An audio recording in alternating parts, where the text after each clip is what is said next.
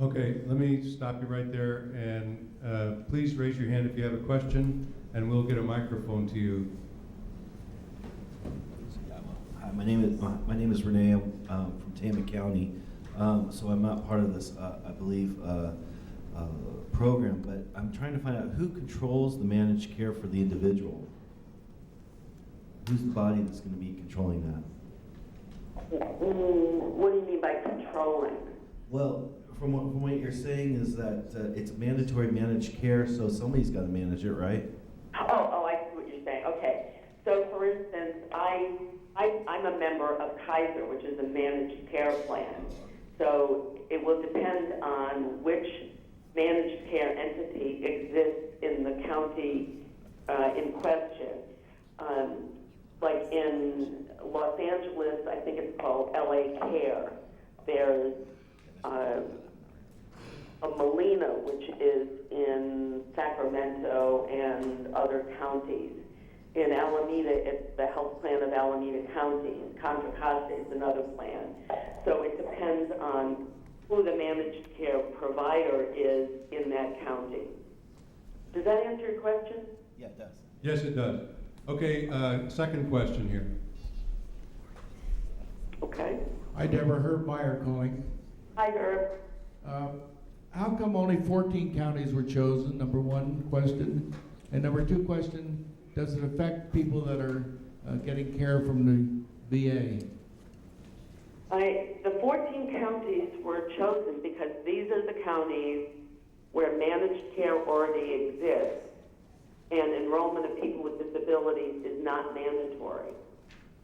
So that's what this list represents.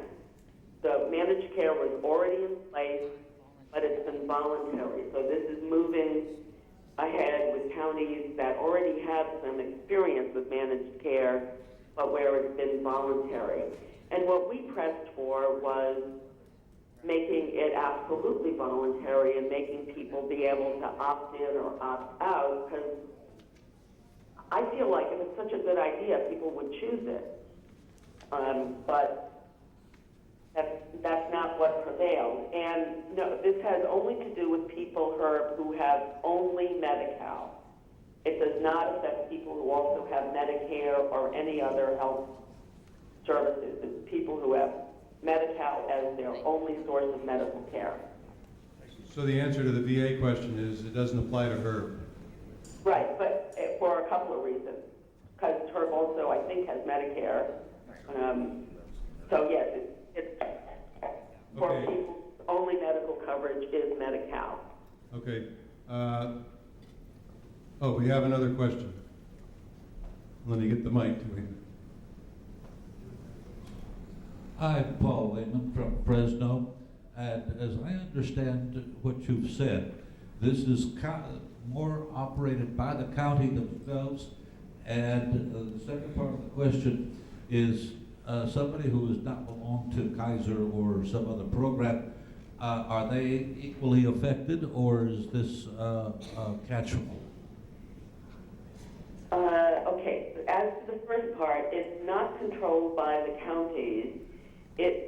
I may have confused you by saying that in some counties, counties run the managed care plan, but in most of these counties, that's not the case. So it's not controlled by the counties. It's still going to be the Medi-Cal program that's controlled by the state. And I'm trying to think of a good answer for the second part.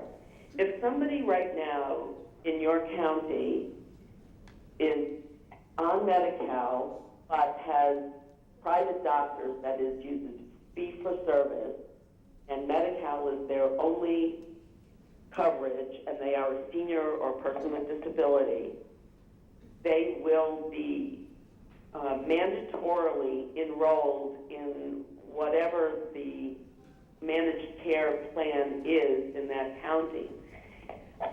And I don't mean a county-run plan, it can be a private plan. And if there is more than one managed care plan, here's the way it's going to work. The state is going to look at, this is what they're promising us, they're going to look at the individual pattern of usage and say, okay, this person uses the following 3 doctors, and as it turns out, all 3 of them are members of the, ABC managed care plan. So we're going to assign that person to the ABC managed care plan because that's where their doctors are already.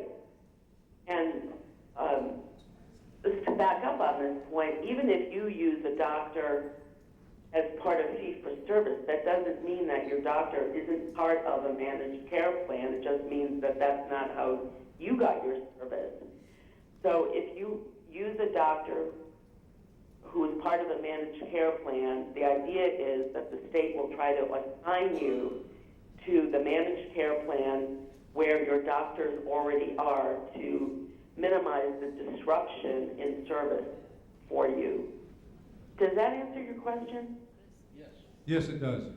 Okay. Are we ready to move on? Oh, I got another question here, Deborah. Okay, John.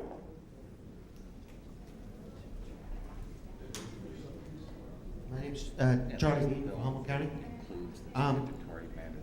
When you're under the managed care program, if you need specialized equipment, what's the time limit? Is there any things that's going to stop? I mean, I've been under programs before when I worked for the government, and your insurance company didn't cover things, or they took all the time. This is still Medi-Cal, so it's whatever Medi-Cal provides for, the plan has to provide. They don't get to set more stringent requirements than Medi-Cal does itself. So if it's a piece of equipment or a service that Medi-Cal covers, then it will be covered under managed care, just the way it is now for people who are on Medi-Cal and have managed care. They don't get to make more restrictions than Medi-Cal. Does that answer your question? Well, no, not. Okay, hold on. Under the Medi-Cal program, everything takes so long to get. Does this speed it up or slow it down? I mean, it's not. Well, it's a good question, and you'd have to kind of talk to people who, use managed care and see what their experience is. My personal prediction is that this is really going to be helpful for some people, that they won't have to be, shopping around for doctors, and I think it's going to depend a lot on the quality of the managed care plan and their experience dealing with people with disabilities. There are plans like CalOptima in Orange County and Inland Empire Health Plan who have substantial enrollments of people with disabilities and are really used to providing services and equipment. Now, not coincidentally, there have been lawsuits in the past to force plans to do that.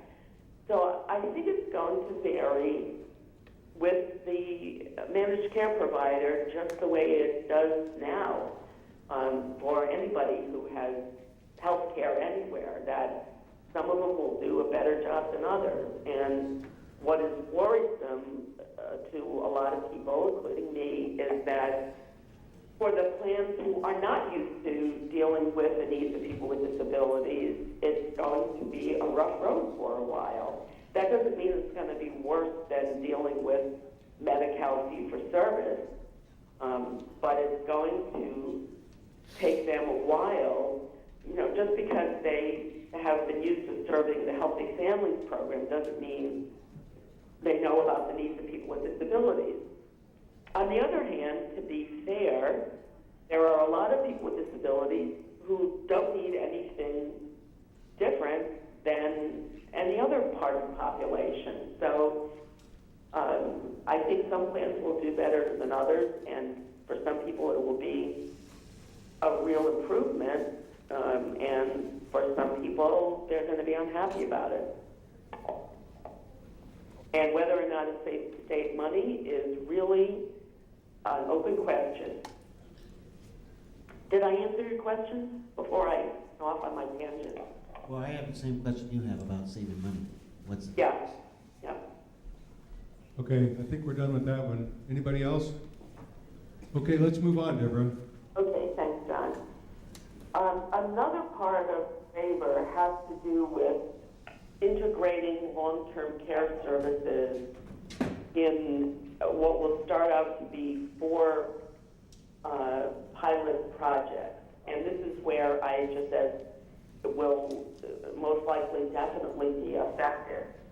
As some of you probably remember, there has been an effort to integrate long-term care services for a while, different bills and suggestions. And what that means is to have one entity, or possibly one entity, control all long-term care spending for an individual and all long-term care services. So the possible benefit of that is that somebody would not have to go to 5 different locations and fill out 5 different applications for, IHSS and NSSP and whatever other services they might need. And we have fought this in the past because of concerns that IHSS would get compromised or gobbled up in some way if the IHSS program or money would be thrown in the pot with other long-term care services, and that's still a concern. But we have some time here. It's not on the kind of timeline that the mandatory managed care is. There's going to be some stakeholder process, and the 2 counties that we know are interested are San Mateo and Orange County. That is the health plan of San Mateo and Cal Optima. And even between them, they don't have exactly the same intention. But the overall concept is that they would be responsible for somebody's long-term care services, whether it's personal assistance services or nursing home or hospitalization or any other kinds of services. And they would be at what's called financial risk for them. So they would have an incentive to use services which are less expensive, which, luckily usually is IHSS. Now, how this fits in with IHSS is not clear yet. One of them has said previously to us, well, we just want to coordinate with IHSS and the public authorities. We don't want to take over any piece of it. The other one, not so sure about how it will play out. Like all of this stuff, it has some possible upsides. It has some possible advantages for people to have all their long-term care managed by one entity. And then it has some possible downsides, too. The one that you would be most concerned about, and I am as well, is protecting the entitlement to IHSS. Now, these pilots would be for people who are what's called dually eligible, who have Medi-Cal and Medicare. Federal law prohibits a state from forcing somebody who has Medicare from getting their care through a managed care provider. And at this point, it's not clear, because this is really still in the design phase, how the Medicare services would fit in. It's possible that there are people who have Medicare and Medi-Cal who would want voluntarily to have all their medical services, including long-term care, managed by one entity. But they can't be forced to do that. So it's likely that this will start as a voluntary program and that it will not include Medicare services, but would include Medi-Cal long-term care, unless people wanted to have all their Medicare kind of combined into it as well. And the idea here is to